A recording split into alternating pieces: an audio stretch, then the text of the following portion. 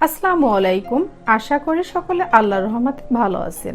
আজ আমি আপনাদেরকে মুরগির মাংসের টিকিয়া কাবাব তৈরি করে দেখাবো, আর এটা খুবই সুস্বাদু করে তৈরি করে দেখাবো।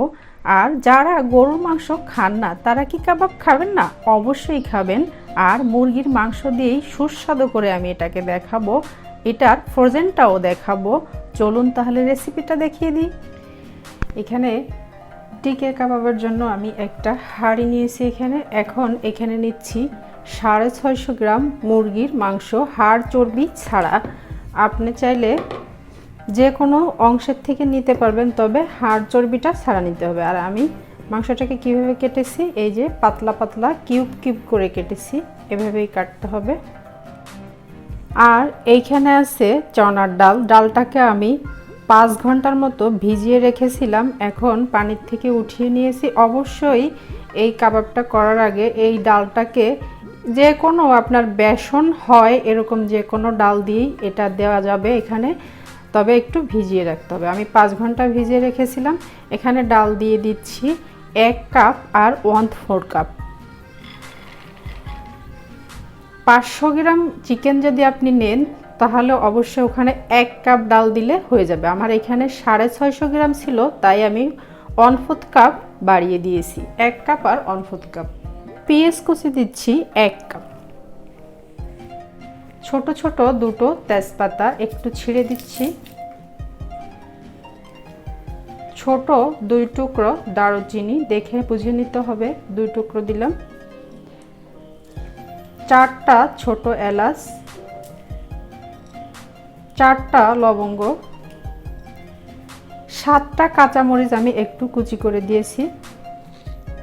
লবণ ইউজ করবেন স্বাদ মতো। আমি এখানে 1 টেবিল চামচ দিয়ে দিচ্ছি। ধনিয়ার গুঁড়ো দিচ্ছি 1/2 টেবিল চামচ, জিরার গুঁড়া 1/2 টেবিল চামচ, লাল মরিচের গুঁড়া 1/2 টেবিল চামচ, হলুদের গুঁড়া 1/2 টেবিল চামচ, রসুন বাটা দিয়ে দিচ্ছি 1 টেবিল চামচ, আদা বাটা 1 টেবিল চামচ। এখন এখানে আমি 2 কাপ পানি দিয়ে দিব। পানিটা অনেক বেশি দেওয়া যাবে না। এখন এটাকে আমি নেড়ে চেড়ে এটাকে চুলায় বসিয়ে দিব ঢাকনা দিয়ে। ঢাকনা দিয়ে এটাকে মিডিয়াম টু লো আঁচে রেখে রান্না করতে হবে। একদমই ডাল আর চিকেনের পানিটা আমাকে শুকিয়ে নিতে হবে।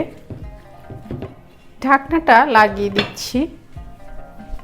এখন চুলোটা জ্বালিয়ে দিব। এই পর্যায়ে আমি চুলোর আঁচটা রেখেছি মিডিয়ামে। 5 মিনিট পরে আমি দেখিয়ে দিব। 5 মিনিট পর ঢাকনাটাকে সরিয়ে নিচ্ছি। আর চুলোটা এখন আমি মিডিয়াম টু লো করে দিব, একটু নেড়ে দিতে হবে। এখন যদি মিডিয়াম টু লো না করা হয়, চুলোর আঁচটা বাড়ানো থাকে, তাহলে কিন্তু ডালটা ভালো সিদ্ধ হবে না। ডালটাকে ভালো করে সিদ্ধ করতে হবে। ডাল চিকেন এটা ভালো করে সিদ্ধ হতে হবে, তাই অল্প আঁচে রেখে এটাকে সিদ্ধ করতে হবে।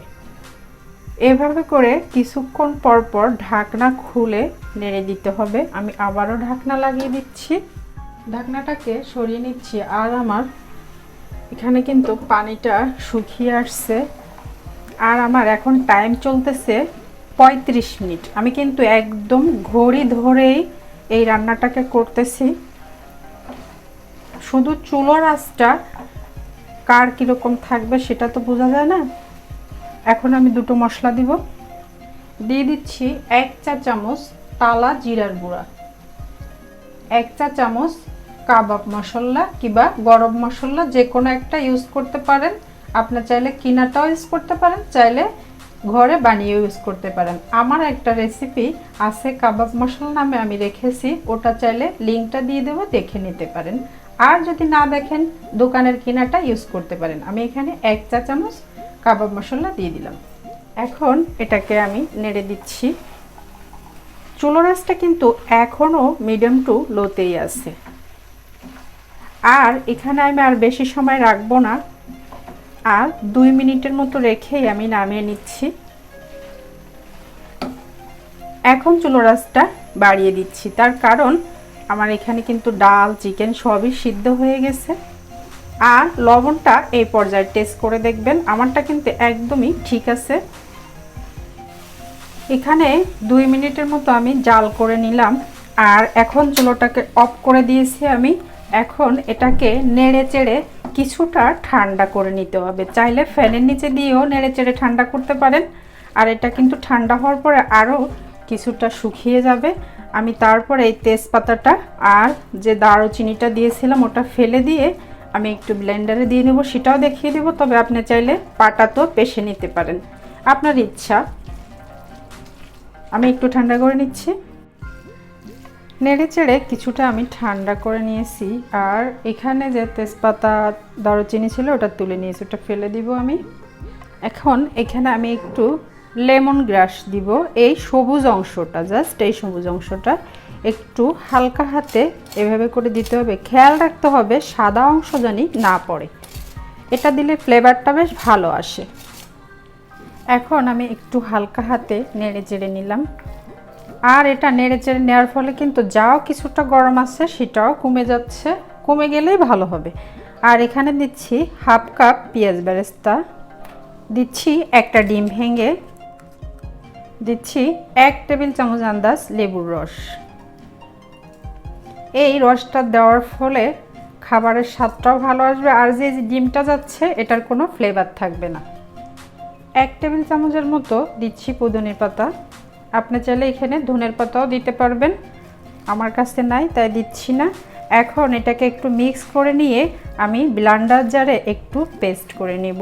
আপনি চাইলে এই পর্যায়ে পাটায় শিলপাটাতেও একটু করে নিতে পারেন, কিংবা ফুড প্রসেসরে, যেটা আপনার সুবিধা হয় সেটাতেই করবেন।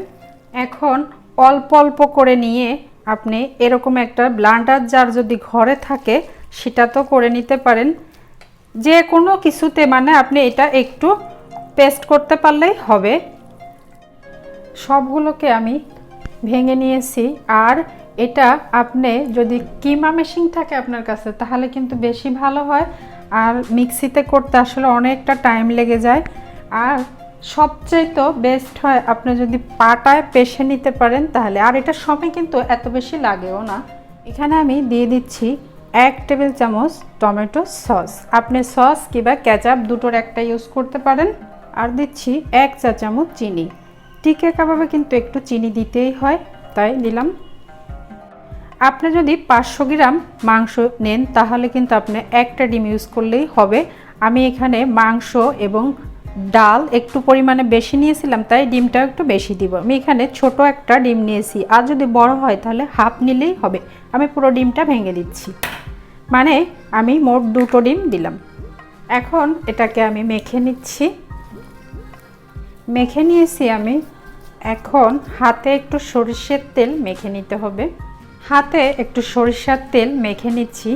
আপনি চাইলে সরিষার তেল কিংবা ঘি যে কোনো একটা মেখে নিতে পারেন। আর সরিষার তেলটা কিন্তু কাবাবের জন্য ভীষণ ভালো, তাই ফ্লেভারটা এখানে গেলে কোনো সমস্যা নেই। আর কাবাবের শেপটা আপনি বড় কিংবা ছোট আপনার পছন্দ মতো দিতে পারেন। তবে টিকিয়া কাবাব কিন্তু একটু সাইজে ছোটই হয়, এত বড় হয় না। আমি দেখিয়ে দিচ্ছি।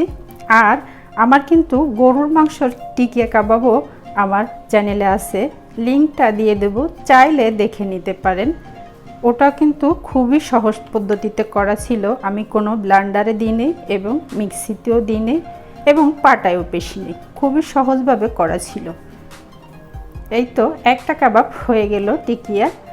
এখন এটাকে আমি এই যে রেখে দিচ্ছি, আরও একটা বানিয়ে দেখিয়ে দিচ্ছি। আপনি এটা চাইলে 3 থেকে 4 মাস সংরক্ষণ করে খেতে পারেন, অনায়াসে 3 থেকে 4 মাস। সেটাও আমি একটু দেখিয়ে দিব কিভাবে রাখবেন।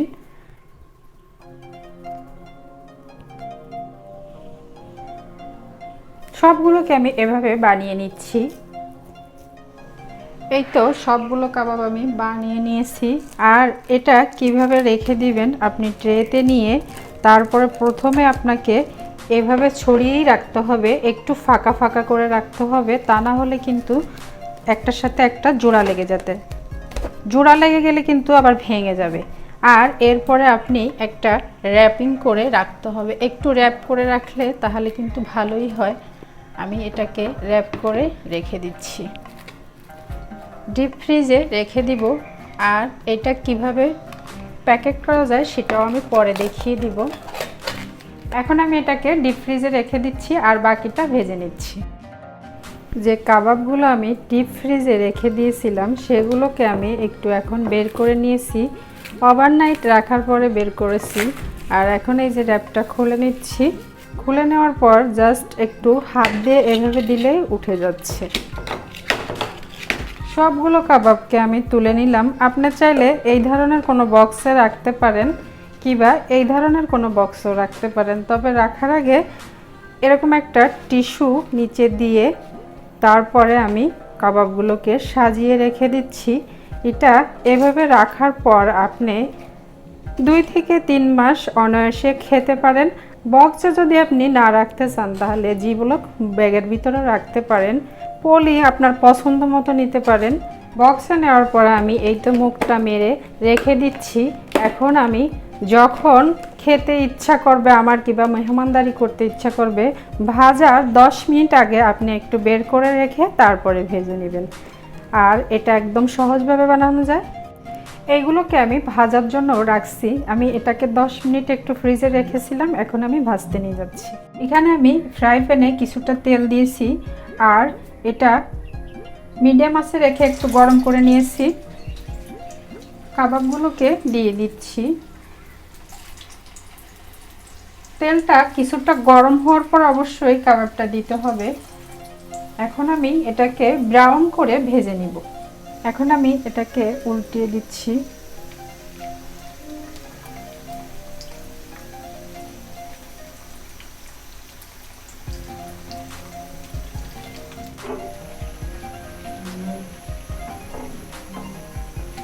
আমার কাবাবটা কিন্তু ভাজা হয়ে গিয়েছে। এখন আমি এটাকে তুলে নিব। বেশি ব্রাউন করার দরকার নেই, এভাবে এতটুকুই হলে হবে। এখন আমি তুলে নিচ্ছি। এভাবে করে একটা টিস্যুর উপর তুলে নিতেছি।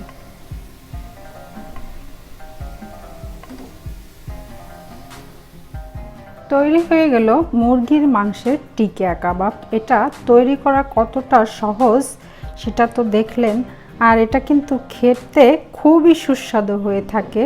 একবার আপনারা ট্রাই করে দেখবেন কতটা মজার হয়ে থাকে। আর আমি এখানে 2 রকমের সস দিয়ে এটাকে খেতে পরিবেশন করেছি। আপনি চাইলে যে কোনো একটা দিয়ে দিতে পারেন। আমি এখানে টমেটো সস আর চিলি সস দিয়েছি। আর এটা স্বাদটা আপনারা একবার দেখে নেবেন। আমার রেসিপি যদি আপনাদের কাছে ভালো লেগে থাকে তাহলে অবশ্যই একটা লাইক দিয়ে দিবেন। আর যারা এক্ষুনি আমার চ্যানেলে আসছেন অবশ্যই একটা সাবস্ক্রাইব করে দিবেন। আল্লাহ হাফেজ।